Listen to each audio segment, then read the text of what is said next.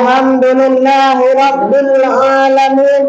Wassalatu wassalamu ala asrafil anbiya'i wal mursalin wa ala alihi wa ashabihi rasulillahi ajma'in, amma ba'du. Untuk langkah yang pertama sekali, marilah kita panjatkan rasa puji syukur kita atas kehadirat Allah Subhanahu wa Ta'ala. Karena dalam kesempatan kali ini Allah Subhanahu wa Ta'ala masih memberikan nikmatnya kepada kita, sehingganya kita dapat melangkahkan kaki kita, mengayunkan tangan kita menuju surau yang sama-sama kita cintai ini. Andaikan Allah Subhanahu wa Ta'ala tidak memberikan nikmatnya kepada kita, maka kita tidak akan mampu hadir ke surau yang sama-sama kita cintai ini. Sesuai dengan firman Allah ya, dalam surah Ibrahim ayat yang ke-7 yang berbunyi, wa ista'adzana rabbukum la in syakartum la azidannakum wa la in kafartum inna azabi lasyadid. Shadaqallahu maulanal azim. Dan jika engkau mensyukuri nikmatku, kata Allah, akan kutambah nikmat tersebut. Jadi kalau awak dah bersyukur kepada nikmat Allah Subhanahu wa Ta'ala, maka Allah Subhanahu wa Ta'ala akan menambahkan nikmatnya kepada kita. Tetapi dalam lanjutan ayat selanjutnya Allah mengatakan, dan jika engkau menggumuri yang namanya nikmatku, kata Allah, ingatlah azabku sangatlah pedih. Dan misalnya awak dah musibah oleh Allah Subhanahu wa Ta'ala, lalu ada waktu banyak kena musibah dari Allah Subhanahu wa Ta'ala, maka sama saja kita dengan mengkufuri yang namanya nikmat Allah Subhanahu wa Ta'ala. Karena dalam ujian tersebut Allah Subhanahu wa Ta'ala akan menguji keimanan dan ketakwaan kita kepada Allah Subhanahu wa Ta'ala. Selanjutnya, selawat beriringan salam marilah kita sampaikan kepada Allah Subhanahu wa Ta'ala agar disampaikan kepada pucuk bimbingan umat Islam sedunia yang bergelarkan Al-Amin, yang bertitulkan Habibullah, parit panji kota Mekah wal Madinah, intan berlian di dalam surga, yang rela anaknya menjadi yatim, istrinya menjadi janda, demi tegaknya satu kalimat tauhid, la ilaha illallah, tiada Tuhan selain Allah. Yakninya Al-Habib Al-Mustafa Sayyidina Muhammad Sallallahu Alaihi Wasallam. Sebagaimana hadis Nabi yang telah menyatakan, Al-Baqilu man zukirtu innahu falam yusalli alayya. Orang yang paling pelit, kata Nabi, yaitunya orang yang apabila ia mendengar namaku tetapi ia enggan berselawat kepadaku. Itulah ciri-ciri orang yang paling pelit, kata Nabi. Selanjutnya yang saya hormati, yang sama-sama kita doakan, yaitunya Abu Yama Al-Umi. Marilah kita doakan Abuya dan Umi kita, mudah-mudahan rezekinya dilimpahkan oleh Allah Subhanahu wa Ta'ala. Segala perbuatan amalan baiknya diterima oleh Allah Subhanahu wa Ta'ala, dan segala permintaannya diterima oleh Allah Subhanahu wa Ta'ala, dan dimudahkan urusannya oleh Allah Subhanahu wa Ta'ala. Amin amin ya rabbal alamin. Yang sama-sama kita hormati ungku yang sempat hadir bersama kita, seterusnya ungku-ungku dan ustazah-ustazah saban hari dan saban waktunya, dan tidak pernah mengatakan lelahnya kepada kita untuk mengajar kita. Selanjutnya yang saya hormati kakak-kakak, teman-teman yang seperjuangan dengan saya, yang saya hargai. Sesuai dengan firman Allah dalam surah Al-Baqarah ayat yang ke-183 yang berbunyi, ya ayyuhallazina amanu kutiba alaikumusiyam kama kutiba alal ladzina min qablikum la'allakum tattaqun. Wahai orang-orang yang beriman, diwajibkan atas kamu berpuasa sebagaimana diwajibkan atas orang-orang sebelum kamu agar kamu bertakwa. Mengapa dalam ayat tersebut Allah Subhanahu wa Ta'ala hanya menyeru kepada orang-orang yang beriman? Banyak di antara saudara kita sesama muslim dengan kita Tetapi ketika diperintahkan oleh Allah Subhanahu wa taala untuk mengerjakan yang namanya ibadah puasa, tetapi dia tidak mau mengerjakan ibadah tersebut.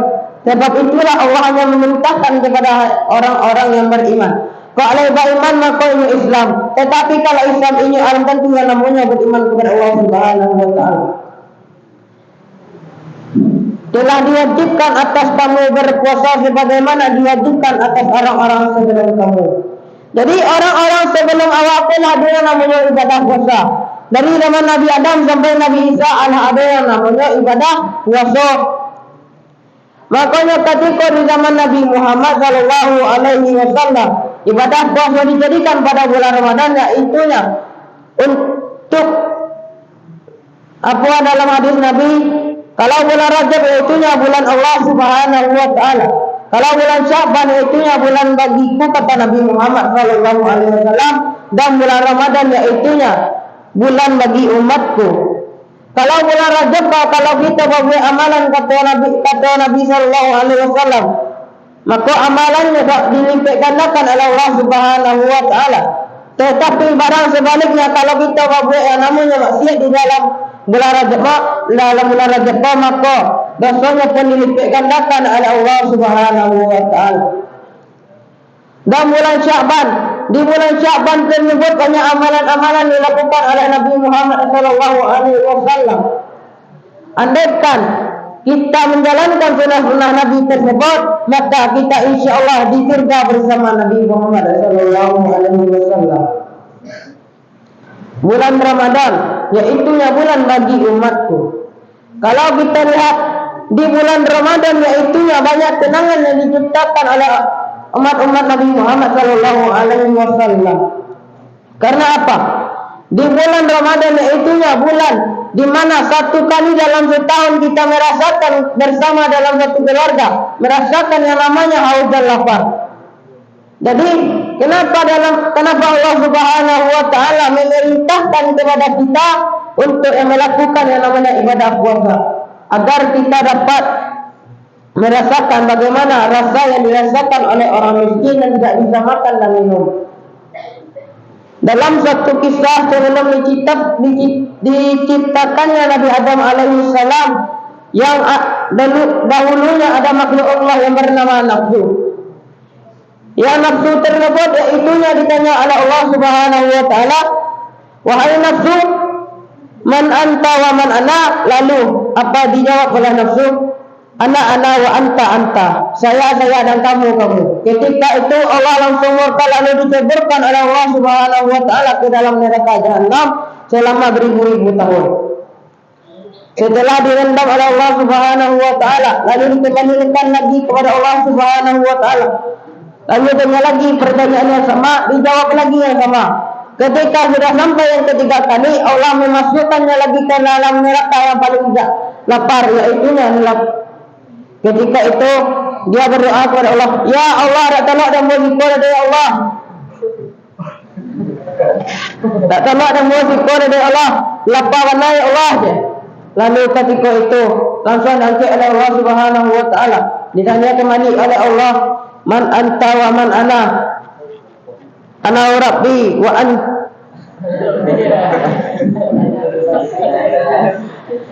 "Ana Abdullah wa anta Allahu Rabbi."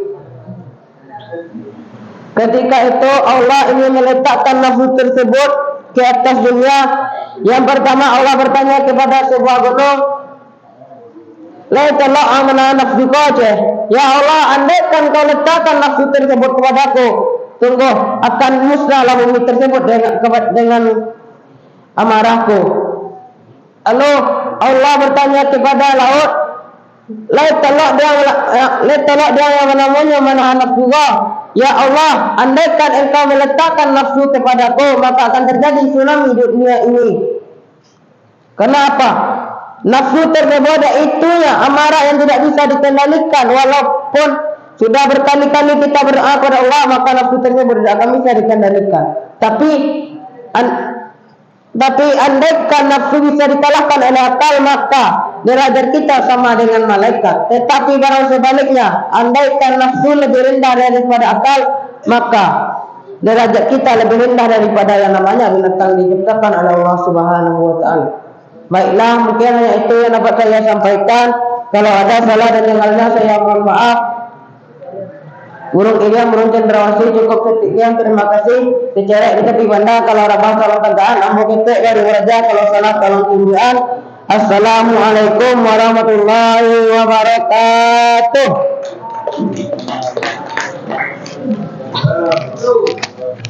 Terima kasih, Bang Tuliskan. Al-Hadi.